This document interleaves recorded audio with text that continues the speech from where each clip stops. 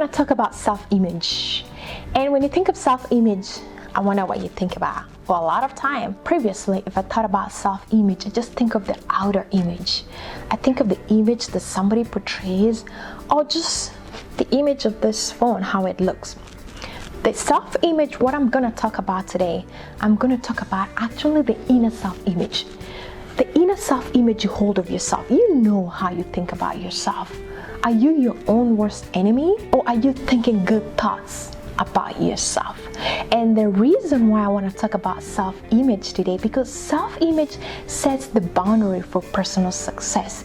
The image that you really hold of yourself, the inner self-image, the Caroline that I think I am inside, is the Caroline who is going to produce the results. It's the Caroline who's going to take actions. You know, if you're wondering what image do you really hold of yourself, look at an area in your life that you would like to get better results, or an area in your life you'd like to change, or an area in your life that you're really thriving. You can use both examples. Then think of the thoughts you think about yourself in that area, because that's the inner self-image.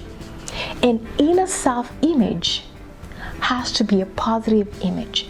Now, if you've been listening to me for long, you're always an emphasis of who we are.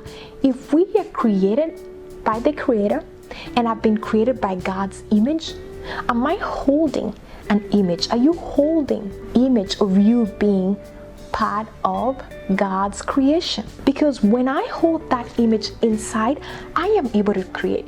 You are able to create, but what image are you holding of yourself? Self-image is what we have to change for us to change our results.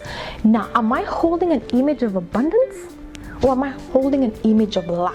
If I'm holding an image of lack in love and holding on to an orphan spirit, what I really mean by that is like I'm holding on to an image, I am not loved, I am alone. The vibration, the energy that I'm gonna have, and the actions that I'm going to take will not align. I will not attract love into my life because the image that I'm holding. And I'm not even able to pour love to others because I'm being directed by a wrong identity. I'm being directed by the wrong information and a wrong belief of who I really am. Our habits dictate really the results that we get. And if I give love, if I love, there's no doubt, I will get it back. And sometimes our self-image will keep us stuck. And that's why I really wanted to talk about self-image today. I wanted to really reflect. What is it that you're trying to create this season? What do you feel you've been called to create? What do you feel there's an area that just sets your soul on fire?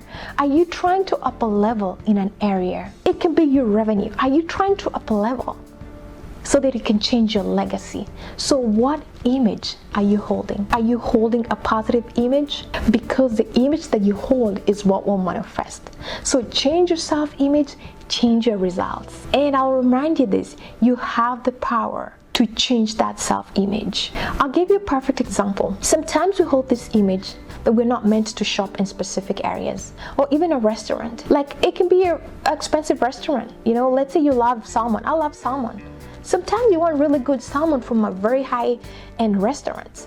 And maybe you've never even gone to that restaurant because the image you have of yourself is you can't afford it, or you can't go there, you'll go there when you have the money. That's an example of holding a self-image, a lower self-image of self. What if you give yourself permission just to go to that restaurant? You can go to that restaurant and have a lemonade. With time, you know what happens? You start up-leveling.